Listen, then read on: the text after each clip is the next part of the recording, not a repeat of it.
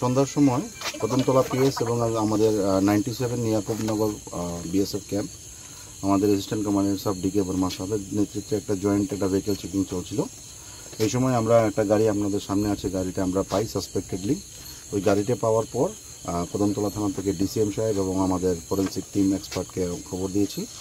ওদের উপস্থিতিতে গাড়িটা চেক করা হয়েছে। গাড়ির ভিতরে প্রায় 1950 আউন্স ইয়াবা ট্যাবলেট ছিল।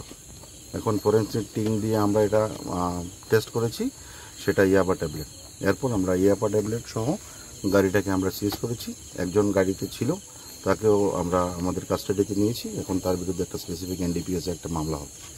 এই বাজারে তো কোনো মূল্য নাই, ব্ল্যাক মার্কেটে আমাদের ইয়াবা ট্যাবলেটের মূল্য অনুমান প্রায় 10 লাখ। আর আমরা গাড়িটাকে সিজ করেছি, সেটার মূল্য অ্যারাউন্ড 10 লাখ। তাহলে টোটাল প্রায় 20 লাখের মতো আছে সিজের অ্যামাউন্ট। তার নাম জাকির হোসেন।